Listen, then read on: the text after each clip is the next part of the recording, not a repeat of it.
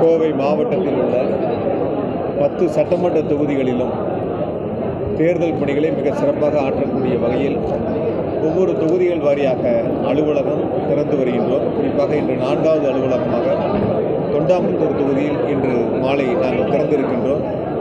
கழகத்தினுடைய தலைவர், தமிழ்நாட்டினுடைய முதலமைச்சர் மாண்புமிகு தளபதி அவர்கள் இந்த 4.5 ஆண்டுகளில் தமிழ்நாட்டு மக்களுக்கு வழங்கியிருக்கக்கூடிய வரலாற்று சிறப்புமிக்க திட்டங்களை ஒவ்வொரு வீடுகள் வாரியாக வாக்காளர்களை நேரிலே சந்தித்து அரசினுடைய திட்டங்களை, முதலமைச்சருடைய சாதனை திட்டங்களை கொண்டு சேர்க்கக்கூடிய வகையில் இந்த தேர்தல் பிரச்சாரங்களை முன்னெடுத்திருக்கின்றோம். வெல்லும் தமிழ் பெண்கள், குறிப்பாக ஒவ்வொரு பூத்திற்கும் மகளிரை சார்ந்திருக்கக்கூடிய கழக நிர்வாகிகள் வீடு வாரியாக சென்று வாக்காளர்களை சந்தித்து வாக்குகளை சேகரிக்கக்கூடிய ஒரு சிறப்பான நிகழ்ச்சியை தலைவருடைய வழிகாட்டுதலோடு முன்னெடுத்திருக்கின்றோம். இந்த சட்டமன்ற தேர்தலை பொறுத்தவரை, குறிப்பாக கோவையை பொறுத்தவரை, கடந்த 5 ஆண்டு காலம் அதற்கு முன்னாலும் இருந்த அதிமுக ஆட்சியில் போடாத சாலைகளை மாநகராட்சி பகுதிகளில் ஏற்கனவே முதலமைச்சர் அவர்கள் 200 கோடி ரூபாய் சிறப்பு நிதியாக வழங்கி அதற்கான பணிகள் நிறைவு செய்யப்பட்டிருக்கின்றன. இப்பொழுது கூடுதலாக நிதிகள் வேண்டும் என்ற கோரிக்கையை ஏற்று முதலமைச்சர் அவர்கள் 125 கோடி ரூபாய் அளவிற்கான நிதிகளை சிறப்பு நிதியாக கொடுத்து அதற்கான பணிகளை இப்பொழுது முன்னெடுக்கப்பட்டிருக்கின்றன. எனவே விடுபட்ட சாலைகள் அனைத்தையும் முழுவதுமாக தார் சாலைகளாக மாற்றி பொதுமக்களுடைய பயன்பாட்டில் கொண்டு வருவதற்கு முழு வேகத்தில், அசுர வேகத்தில் அரசு நிர்வாகம் மிக சிறப்பாக செயல்பட்டு வருகின்றன. இந்த சாலைகள் குறிப்பாக 5 ஆண்டுகள் ஒரு சாலையினுடைய ஆயுள் காலம். கடந்த அதிமுக ஆட்சியில் போடாத சாலைகள் இப்பொழுது பொதுமக்களுடைய கோரிக்கையினை ஏற்று மாநகராட்சி முழுவதும் சிறப்பாக அந்த சாலை அமைக்கக்கூடிய பணிகள் நிறைவு செய்யக்கூடிய அந்த முன்னெடுப்பை நாங்கள் எடுத்திருக்கிறோம். நேற்று ஏர்போர்ட்டில் பேட்டி கொடுத்த அண்ணன் செங்கோட்டையன் சொல்லிட்டு திமுக அதிமுக யார் வீட்டுக்கு போனாலும் வந்துட்டு விஜய்க்கு தான் ஓட்டு விட நிலை ஏற்பட்டிருக்குது அப்படின்னு சொல்லியிருக்காரு. காலையில் கூட சொன்னேன், நாட் ரீச்சபிள் தொடர்பு எல்லைக்கு வெளியில் இருக்கிறவங்களை பற்றி ஏன் கேள்வி கேட்குறீங்க? தொடர்பு எல்லைக்கு உள்ளே இருக்கிறவங்கள பற்றி கேள்வி கேளுங்க. அரசியல் களத்தில் மக்களை சந்திக்கிறவங்கள பற்றி கேள்வி கேளுங்க. மக்களோடு இருந்து பணியாற்றக்கூடியவங்களை பற்றி கேள்வி கேளுங்க. மக்களுக்கு தொடர்பே இல்லாத சில பேர் மீடியா என்ன பண்ணிங்கன்னா, உங்கள் ரேட்டிங்காக வந்து யாரையாவது ஒருத்தர் கேள்வி கேட்டு அதுக்கு ஒரு பதில், இந்த கேள்வி அங்கேயும் கேட்கலாம்ல, இந்த கேள்வி அங்கேயும் கேட்கலாம்ல, யாரையாவது எங்கள் துணை முதலமைச்சர் சொன்னாங்கல்ல, இந்த மாதிரி கேள்வி அங்கே கேட்க முடியுமாங்கனால கேட்டு பாருங்கன்னு சொன்னாங்கல்ல, கேட்டுட்டு அப்புறம் சொல்லுங்கன்னு சொன்னாங்கல்ல. இப்போ நம்ம அரசு நிர்வாகத்தில் எங்களுடைய முதலமைச்சர் கொடுத்த திட்டங்களை மக்களிடத்தில், வாக்காளரிடத்தில் கொண்டு சேர்க்கின்ற பணிகளை முன்னெடுத்திருக்கின்றோம். நிச்சயமாக கோவையில் இருக்கக்கூடிய 10 தொகுதிகளும் திராவிட முன்னேற்ற கழகம் மற்றும் தோழமை இயக்கங்கள் ஒரு மகத்தான வெற்றி பெறும். அதற்கான தேர்தல் கள பணிகளை முன்னெடுத்திருக்கின்றோம். டோக்கன் கொடுத்துட்டு இருக்கிறதா ஒரு தகவல் வெளியிருக்கு. தேர்தலுக்கு அறிவிக்கல, அதுக்கு முன்னாடி இது போன்ற ஒரு சரசரப்பான தகவல் சார், யார் என்ன கொடுத்தாலும் இந்த தேர்தலை பொறுத்தவரை தமிழ்நாட்டு மக்கள் உறுதி செய்திருக்கின்றார்கள்.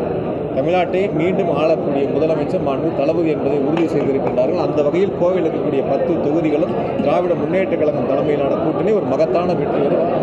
எங்களுக்கு கவலை இல்லை, யார் என்ன கொடுத்தாலும் எங்களுக்கு கவலை இல்லை. நாங்கள் மக்களோடு 2 நேரம் கலந்துருக்கிறோம். அரசினுடைய திட்டங்களை கொண்டு சேர்க்கிறோம். இந்த தொண்டாமுத்தூர் தொகுதியில் ஏறத்தாழ ஒரு 66,000 பேர் மகளிர் உரிமைத்தொகை வாங்கக்கூடிய பயனாளிகள் இருக்காங்க. அப்போ அரசினுடைய திட்டங்கள் வீடு வாரியாக போயிருக்கு, ஒவ்வொரு இல்லத்துக்கும் போயிருக்கு. அதே போல் விடியல் பயணத்தில் மகளிர் பயனடைகிறாங்க, புதுமை பெண்ணில் பயனடைகிறாங்க, மாணவ செல்வங்கள் தமிழ் புதல்வனில் பயனடைகிறாங்க. இப்படி அரசினுடைய திட்டங்களை பெறுகின்ற அந்த பயனாளிகள் அரசின் மீதும் முதலமைச்சர்கள் மீது பற்று கொண்டிருக்கின்றார்கள். திராவிட முன்னேற்ற கழக பொருளை கொடுத்தாலும் கவலை இல்லை, அதை பற்றி நாங்கள் யோசிக்க வேண்டிய அவசியம் இல்லை. இன்னைக்கு எடப்பாடி பழனிசாமி அறிக்கை திறனற்ற திமுக ஆட்சியில் வந்து தமிழகம் தலைகுனித்து நிற்கிறது. அதே போல் கடன் சுமை அதிகரிச்சிருக்குது. நிதியே இல்லாமல் தமிழகம் முழுவதும் சுற்றுப்பயணங்கள் செஞ்சுட்டு புதிய திட்டங்களுக்கு அடிக்கல் நாட்டி வைக்கிறார் அப்படின்னு சொல்லி ஒரு குற்றச்சாட்டு வச்சிருக்காரு. அதாவது எதிர்கட்சி தலைவர் 4 வருஷம் தூங்கிட்டார். இன்னும் ஒரு 3 மாதம் இருக்குது தேர்தலுக்கு, 2 மாதம் தான் இருக்குது. அதனால் இப்போ எதையாவது ஒன்று சொல்லணும்ல. நிதியே இல்லைன்னா அவினாசி சாலை மேம்பாலம் முடிஞ்சிருக்குமா? பாலத்தை முடிச்சு தானே முதலமைச்சர் திறந்து வச்சாங்க. நிதியே இல்லைன்னா பெரியார் நூலகம் வேலை நடக்குமா? நிதியே இல்லைன்னா செம்மொழி பூங்கா வேலை நடந்து முதலமைச்சர் திறந்து வச்சுருப்பாங்களா? அரசு திட்டங்களுக்கு அரசாணை வெளியிடப்பட்டு அதற்கான நிதிகளை கொடுத்தால் தான் டெண்டர் விட முடியும். நிதி இருந்தால் தான் ஒப்பந்தக்காரர் வேலை செய்வாங்க. வேலை முடித்து அவங்களுக்கு பணம் கொடுக்க முடியும். ஆகையால் அரசை பொறுத்தவரை எந்த திட்டமும் நிதி இல்லாமல் தொடங்கப்படுவதில்லை. நிதி இருந்தால் மட்டும்தான் அந்த திட்டங்களை தொடங்குகிறார்கள். தொடங்கக்கூடிய திட்டங்களை நான் பலமுறை உங்கள்கிட்டயே சொல்லியிருக்கேன். கோயம்புத்தூருக்கு அறிவிப்போடு முதலமைச்சர் நிறுத்துவதில்லை.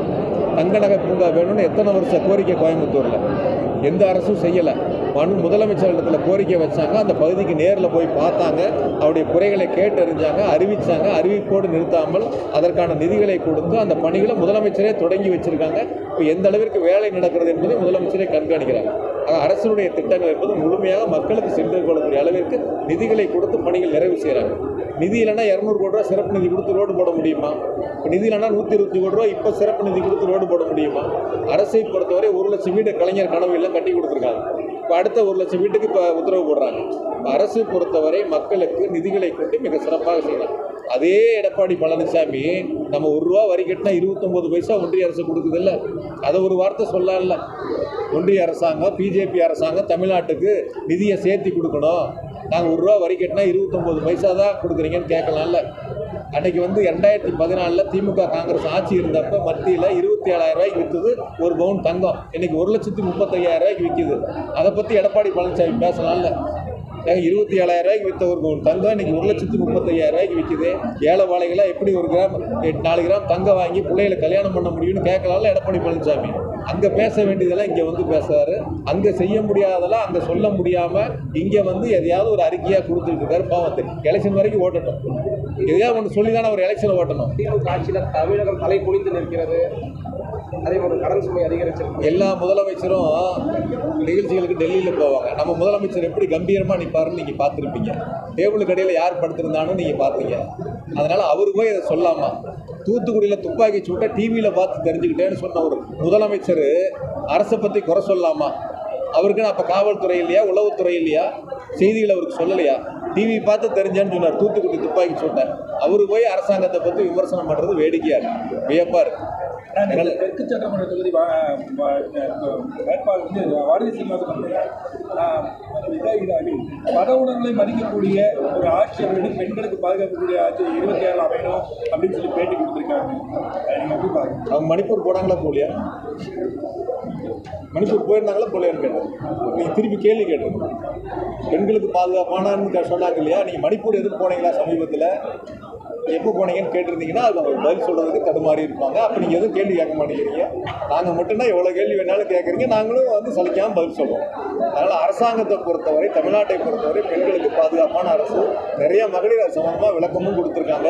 அரசு எந்த அளவுக்கு சிறப்பாக செயல்படுங்கிறது மகளிருக்கு தெரியும். மகளிர் எந்த அளவுக்கு அரங்கத்தில் பார்த்தீங்க, 50% மகளிர் உட்கார்ந்துருந்தாங்க. இயக்கப் பணிகளை தங்களை அர்ப்பணித்து பணியாற்றிக்கிட்டு இருக்காங்க.